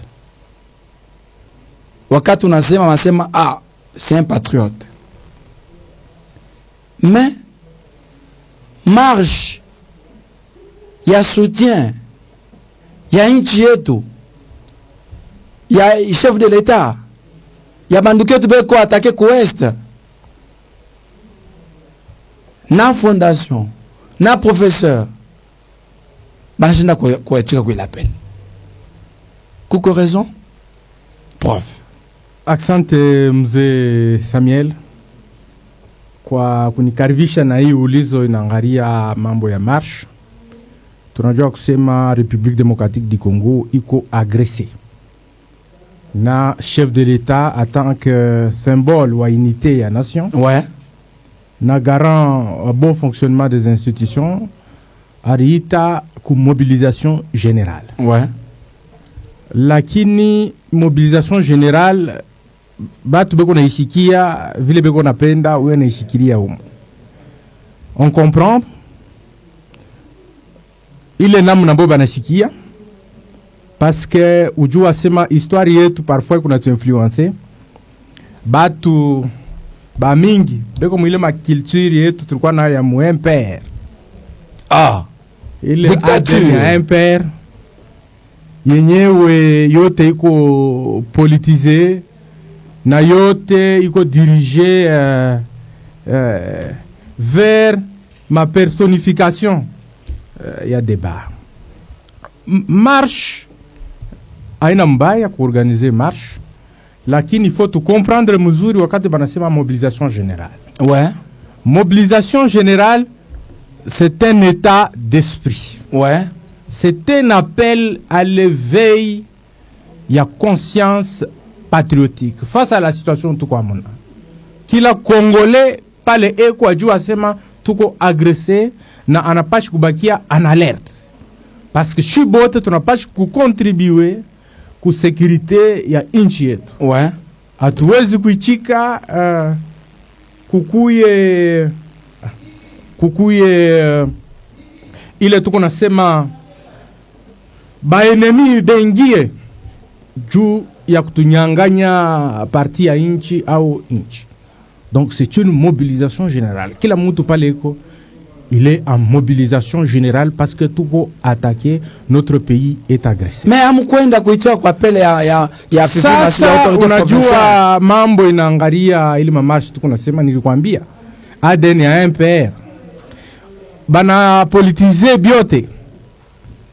Pour nous l'appel à la mobilisation générale tulipashi kujimobiliser kuangalia mu niveau kani tunezi kusaidia baskari. Askari wakati eko kufront aracha jamaa yake. Ile jamaa yake kuna ishi je? Askari wakati eko kufront eko na besoin mwenye na motivation. Askari wakati eko kufront eko na besoin ya moyen logistique. Sasa wakati leo tunasema tunaorganize marche. Ndugu angalia kuko ile ma moyen logistique ilikuwa déployé. Bana imprimer makaliko, bana imprimer mapolo, bana imprimer juu ya kumarche. Kumwisho bana jiretrouver mu troisième mi-temps. Ah, sasa soda ule kwa kufront ana bénéficier nini na ile marche? Nasema ni sur le plan psychologique, il faudrait préparer ku soutenir mu moral yake, m'encourager. Apprendre que tu imprimer mapolo, tunatembea, après tunaenda kuria michopo. Ku soutenir, il faut que soutenir. Les moyens il est quoi déployer parce que il faut ta média. Mimi nasikia ba auditeur be kunaita mimi banasema tulikuwa 350 baritupatia ma 10,000. Ouais. Bengine nasema baritupatia 500, mwingine nasema tuacha 1500, mwingine nasema 3000, mwingine nasema. Ça signifie qu'il y a eu des moyens du contribuable congolais il est kuya débloqué. Ah, il connaît mkesi ya leta. Mais itatokea wapi ndugu? Batuambi. Ah, ni motivation sema ya bantu. Motivation yetu kunasema ile ma moyens yote kama tunaiweka pamoja. Est-ce que kama tunaenda mkaa militaire kuassister majamaa ya bale banduku beko kwa front haitakuwa mzuri? Niliona tena effectivement les réseaux sociaux banasemezea montant $680,000. Ouais. Bon, kama njo montant ilitoka tubebe tu $100 par famille ya militaire ule kwa front, tutakuwa kuba assister. Oui, tutakuwa na 6,080 ménages. Il est tout assisté. Oui, ma famille est tout assistée à Basoda. Donc, pour moi, il faut tuyo namna gani tuko na orienté bitu. Tushikuye paka prix mueto politique. Hein, eto ya machine. Ouais. Politique qui n'a tout emporté. Ah, donc pour moi, il est appel. Bali lancé ku Lualaba marche à soutien. C'est un événement qui a apport moi à soutien à FRDC. En tout cas, je pense que les journalistes ne peuvent pas tout aider comment mungia en contact na wale au front. On a mbese kuloalaba kwa marche atakwambia sema inamletea nini. D'accord. Mais je pense que la meilleure manière de le faire au lieu si tu marcher tu jifurahishe shi benye huko. Tunakabulana ma transport, tunauza mapolo, tunafanya. Au lieu tu jifurahishe shi tuko na marcher. Tunapaswa kufurahisha ule mwenyewe tuko na soutenir. Na wakati chef de l'État kunaita mobilisation générale ni juu shibote tulamuke kila mtu munivo yake akontribue. Mais si marché ile mettre. Non, haina kumarche njo mobilisation générale. Wakati wengine ulisikia mimi nafuata j'analyse beaucoup, on a observé ma intervention à batu. Marche de soutien chef de l'État. Est-ce que le chef de l'État a besoin d'un soutien? C'est un élu, le premier élu. Où les bari voter ku ba Congolais bote eko en plein mandat. Apa kazi yake ni kuexécuter ile tulitaka sema projet de société. Sur base ya ile njo tulimuvote. Eko na exécuter. Eko na mapasha ya kurepondre. Donc asina besoin de soutien. Non mais si njo tulimuvote. Eko mu mandat yake na absence. Donc eko na soutien yetu. Donc hii yote ma phrase, ma discours, soutien, si ndio tuna ni bia bongo. Nye ndugu ndugu na kwa mimi nasema ni ma ADN ya MPR. Unaona MPR tuliimba mimbo sana. Zaka yosa. Njoo kwenyewe kuna tokea leo na maflateri. D'accord. Olie tufanye kitu ya kabaila, tuko naenda tu mu maflateri kufurahisha. Mais kama mwingine ko naenda seno mimi naenda parce qu'il faut banyone. Sasa kama bakukone na kazi itaisha. Tulishikia na bengine nasema bashimamisha bashitumike kazi. Est-ce que njo mambo chef de l'État sema mobilisation générale, tuambie batu wengine bashitumike kazi juu bafanye marche. Bataishi je? Munayua leo la situation sociale ya population. Population nduku iko na. Mais est-ce quoi attaquer prof? Est-ce iko attaquer? Sasa wewe faut ushimamishe kuujisha uta subvenir ku besoin jamaa yako je. Kama leo par exemple tunafanya mobilisation générale, par exemple c'est bon kila lwalabe alete 1000 francs, twende tukapeleke ile franga ku S, ça serait une bonne chose. Tuna contribuer kuleta moral. Awa ile franga tuipeleke ikauze kama ni logistique maarmement itasaidia. Tuko na batu mnayua wakati vita inapikiwa kuko ma conséquences ya mingi. Déplacement de population. Nilifuata mimi naona mama moya anazala parmi les déplacés.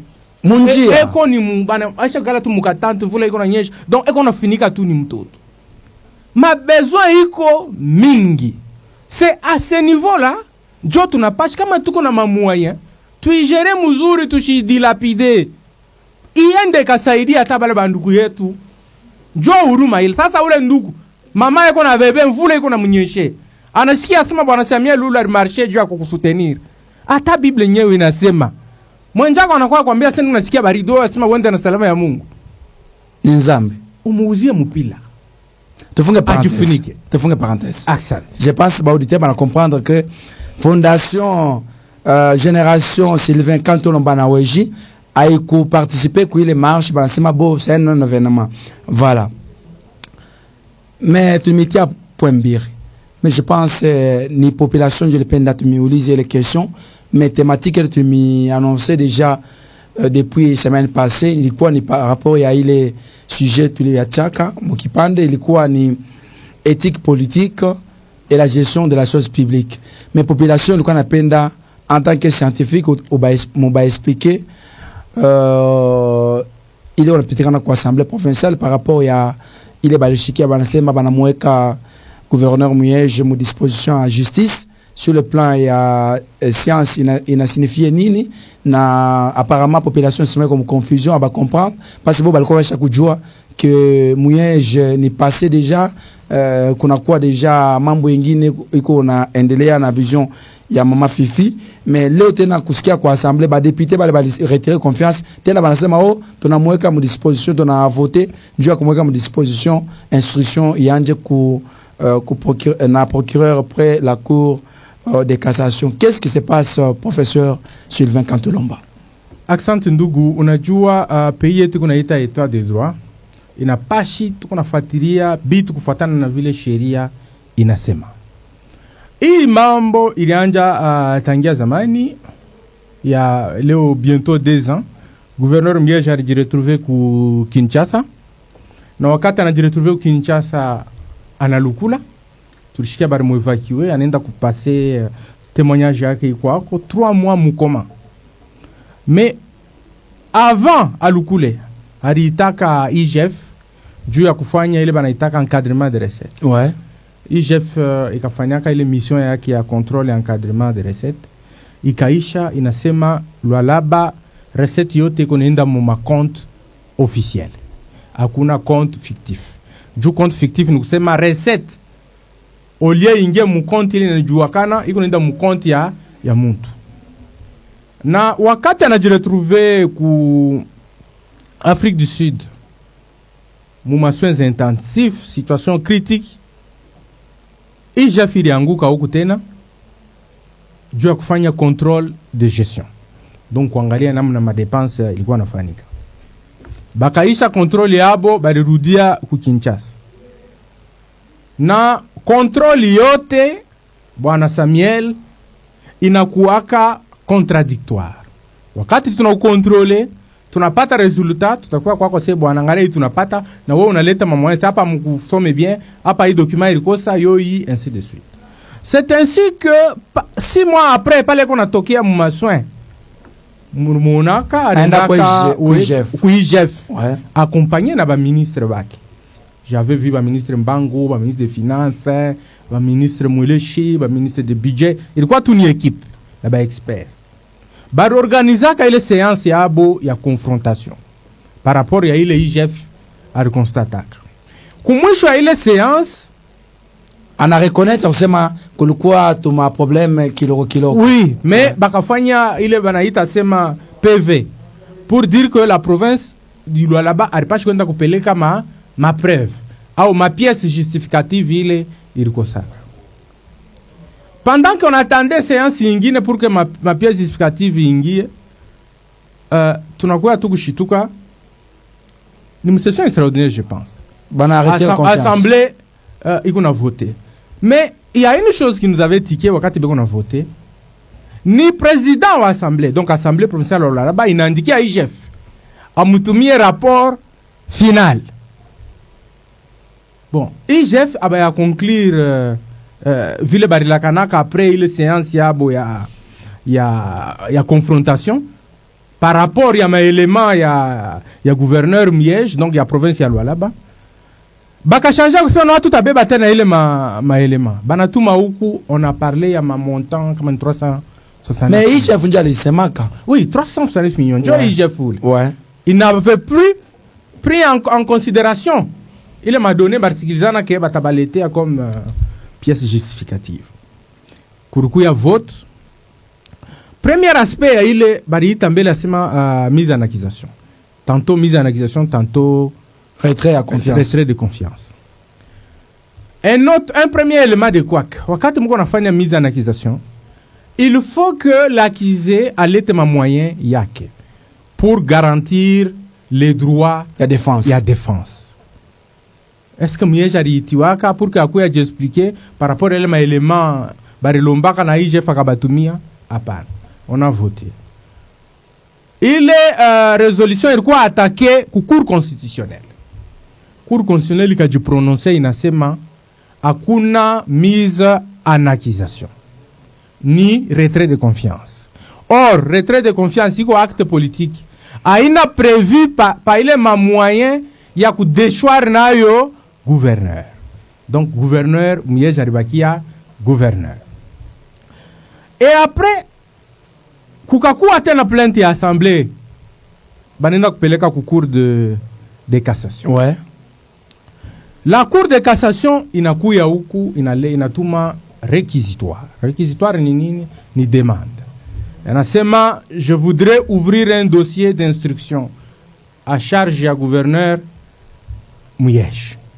Kumushikia ou bien instruire déjà dossier? Oui, ni instruction, je kumushikia. Très bien. Une fois de plus, anasema minapenda ni mushikie, voici ma élément. Ile mina pia ni kumshikiliria. Paka liye ma dossier tuko nasemezea. Miège eko Kinshasa. Assemblée provinciale a invité pour que akuye a expliquer. Bana voté, bana autorisé procureur enda akafanye nini? Instruction. Procureur n'a pas d'autorisation. Comme c'est un gouverneur, c'est un élu. Abawezi kumfuatilia sans que l'Assemblée il ait nini autorisation. Curieusement, une fois de plus, droit à défense haiko parce que gouverneur kwa Kinshasa ashikuya kuleta ma moyen yake. Je vais rappeler ba auditeur hein, ba comprendre que tuko au niveau scientifique. Ouais. Tubebe kaya Matata Ponyo Mapon. Très bien. Le réquisitoire du procureur inenda kusena.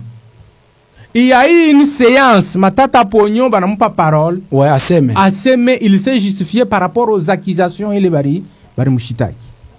Et après, ba sénateur baka rejeté réquisitoire. Ouais. Tunakatala ko autoriser poursuite ya Matata. Pour la deuxième fois, procureur anarudi atena. Mais anakuya kumwisho ya session, comme ni session ni bureau ya assemblée ya Sénat. Njo inenda ko examiner ile réquisitoire. Ouais.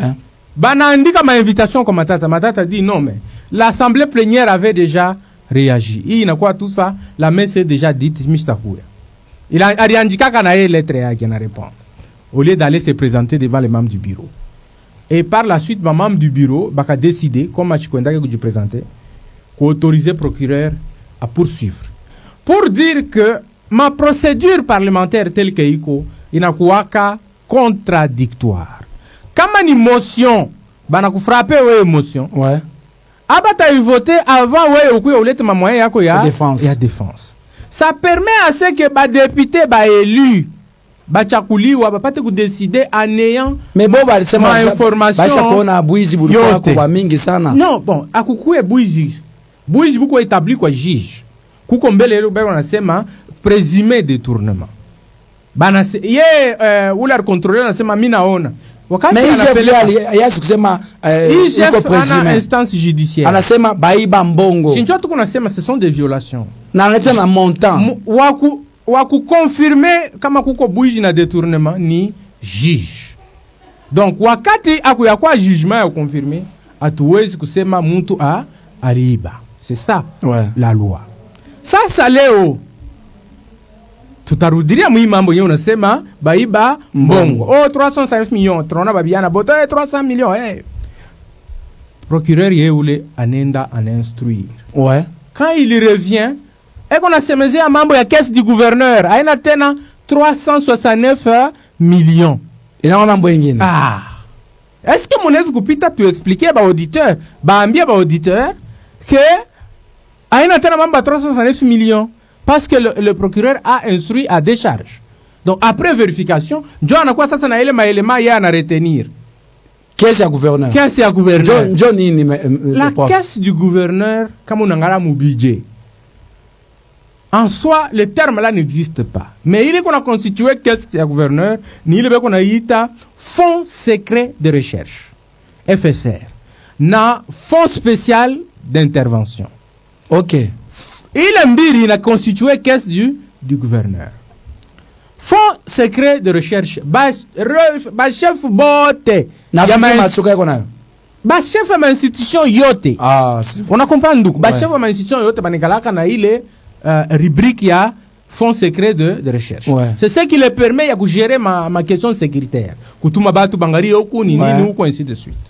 Même ba président ma assemblée kukuye ku national partout les chefs d'institution banikalaka na ile beko naita fonds secret de recherche ou de renseignement. Parce que ni ba beko na gérer société. Il faut qu'ils aient les moyens ya kupata ma information ya kufata kitu fulani inafanyika je banatuma sécurité inafanya kazi ainsi de suite. Na kuko leo beko naita fonds spécial d'intervention.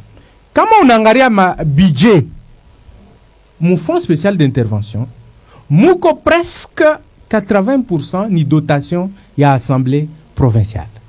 Et l'assemblée provinciale inapataka comme fonctionnement. Mu budget iko na figurer mu ligne de crédit qu'on appelle fonds spécial d'intervention.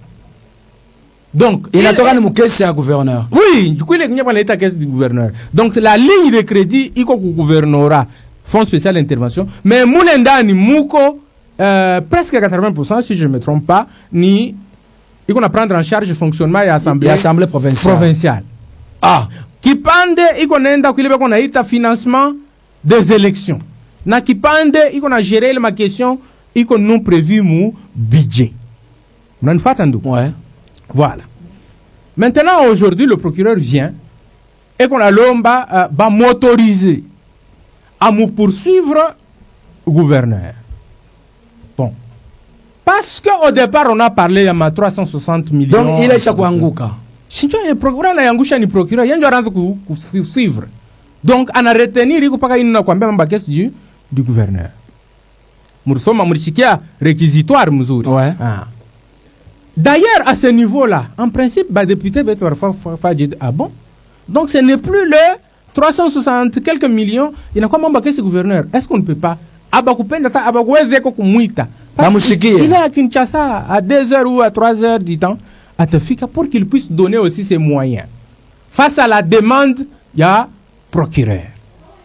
Parce que wakati tukuna fata ma media beko na sema non banampatia gouverneur occasion ya yeku kujiexpliquer devant la justice. Hatuwezi kusemezea justice tout en se fondant sur l'injustice et la violation des textes. Ah, donc, dans une procédure, oui, c'est une procédure contradictoire. Mais est-ce que Barmuita wana gouverneur akuye alete mamoyen yake na ba député ba juger ndio ba voter? Donc parce que mimi nakupatia exemple nyingine bwana Samuel. Ouais. Wakati banakwambia sema mtoto wako alifanya kitu fulani.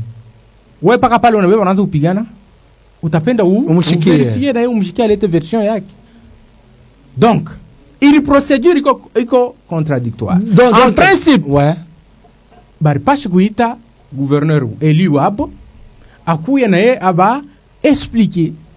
Donc abaambie face aux accusations hii magistrat ana retenir contre oui ou procureur ana retenir contre oui na yeye analeta mamoyen yake. À ce moment-là, ba député beko na décidé en connaissance de cause. Donc kwa comprendre prof ni kusema ni ba honorable ndio ba pendi tena ko présence ya gouverneur assemblée. Ça msitaweza kujibu pafachi yabo, mais politiquement ça paraît comme s'il y a un schéma qui s'exécute politiquement. Parce que en principe bon ni ba député ni bale beko nafanya masheria, il faut ba agir kufuatana na sheria vile inasema. Je peux prendre même un exemple, l'article 64 du règlement intérieur de l'Assemblée provinciale. Oui. Inasema les documents il est afanya objet de délibération. Bana page qui distribué ku ba député 48 heures effectivement avant. Effectivement. Mais apa bengine basema abakuyo. Bana ji retrouver mbele séance tenante beko na basomea abakuiba matako mkono. Bana basomea réquisitoire aller. Ah, bananja. Est-ce que honorable Kambonya alikuwa hapo? Vote. Yenjo président de l'Assemblée. Yenjo alikuwa na diriger séance. Donc, parenthèse. Inabidi à un certain moment tutoke muma ile tunataka ma sentiment que la loi soit respectée. D'accord. Toi ce que chimie yako ma texte ile iko na tu réjouir pour que tushilete communication ingine. D'accord. Prof baudite kwa mingi. Mais question ya mwisho par rapport à point. Ni kusema vile assemblée ipendi kumshikia gouverneur Muyej aji défendre suite logique ni condamnation ya gouverneur. Bon, condamnation en principe assemblée apashi kwa kusema ni inakuwa sasa ile tunaitaka sema état d'âme. Ils doivent agir selon le principe, selon les pratiques, selon les textes qui nous régissent. À moins kama bali m'inviter anakatala kuya. Alors, quand un vote bana voter bana autoriser ba me poursuivre gouverneur. Dossier itaenda sasa kwa procureur. Ba président ya cour juge ya cour de cassation oui. Ba ta organiser ba mushikie. Ils sont libres ya kumuita ba ta mushikia njo ba mujije. Lakini tout ça réuni comme ulisema tuko ba prospectiviste. Ouais. Très important, très important. Tuko nasemezea ulinita tusumbulie mambo naangalia éthique. Ouais. L'éthique implique la responsabilité. Wakati muko ba agent public, ikuye ba député, ba ministre, ba nani, il y a la responsabilité. Un agent public quand il pose une action, il doit penser à la paix sociale. Très capital. Paix sociale, cohésion entre Bantu dans la société. Est-ce que la décision que nous prenons a été affectée paix sociale? Qu'est-ce que demain batu batasema nini? Parce que pouvoir batu wote wanapitaka. Bon, histoire itabakia batazungumzia mambo kani. Parce que n'oubliez pas que ce sont nos leaders. Bote Bakamweni, Mama Fifi, les Bote, ce sont nos leaders. Leaders, Moulalaba. Et nous les avons vus. Moi, j'étais acteur, parce que Niribaona, Lualabe, ensemble. Villa Barquan a combattu ensemble Dieu à découpage. Alors, tout à Baouliza, qu'est-ce qui s'est-il passé, Léo? Les leaders, Abanana retenu, ils décident d'envoyer leurs frères. Parce que quoi, Bouiji? Bavanasema, Bouiji, Abuna établi jusque-là. Je me dis combien c'est ma 300 millions. Ça, tu n'as pas déjà à Léo. Est-ce que ça ne peut pas nous interpeller pour que tu honnes? Est-ce qu'il n'y avait pas d'autres moyens à gérer? Il est ma question. Parce que quand on touche au leader, vous touchez à la masse. Il est autre que nous, yaba leader. Voilà pourquoi je parle d'une fracture sociale.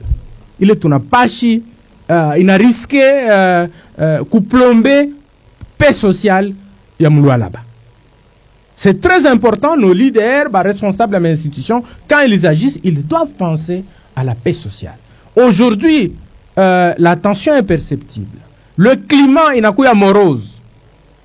Attaque mon olisa mutu, kila mutu qu'on est dans son sang. Ouais. Et ce n'est pas bon parce que il fallait ambiance ya kumwanjo, il continuait où on a vu tous les leaders ensemble, ma poste on est Kaboul selon l'équilibre il y a ma communauté, il y a ma tribu pour que tu aies un développement. Nous sommes une province riche. Mais comment allons-nous transformer cette richesse et profiter de la population? Moi, j'ai fait le tour, mais j'ai constaté. Et nous sommes loin de la réalité. Donc, urgence pour les hommes d'État, parce que tout comme question éthique, c'est de travailler pour améliorer les services, pour répondre à besoin de la population. Parce qu'il y a beaucoup de questions importantes au Moumoula là-bas. Bon, Miège devant la cour, que gagnent les lois là-bas? Mais c'est que gagne les lois là? Est-ce que Bungabe itashuka kapanga déjà comme 5000? Est-ce que imambo beko na ria ya ma infrastructure ma inaingia huku itashimama? Est-ce que ma problème yote tuko nayo mambo ya ma état ya ma école, ma état ya ma hôpitaux, tous ces problèmes là sont résolus. Donc c'est important que les acteurs politiques fassent très attention dans leur 09 76 76 416 09 76 76 416 tourne à Moulise en même temps tout bébé éthique politique et la gestion de la chose publique. Allô jambo yenu? Allô jambo yenu? Allô jambo sana papa Samuel Lulu, jambo na mwe. Jambo sana ni papa na mkaribu. Ni papa Omer, mimi na nipia quelque part. Ai papa Omer. En tout cas, mimi na féliciter sana invité wetu kupale. Nako féliciter na wewe kwa ajili ya kupoze ma question kuna mpoze. Merci. Kintu mina mshukuru sana, mina rekuriri kwa vile ya ile unaestalaka nayo ba invité wetu ile kadiri anasema population ishakuwa na maturité, iko najua buzuri na bubaya. Yote kunapita mu province tuko na yua na shie kupitia ba mwalimu yetu vile vile nekala pale pa plateau, tuko na yua buzuri na bubaya. En tout cas félicitations, mushichoke muendelee kumbele. Merci. Merci. 09 76 76 406 09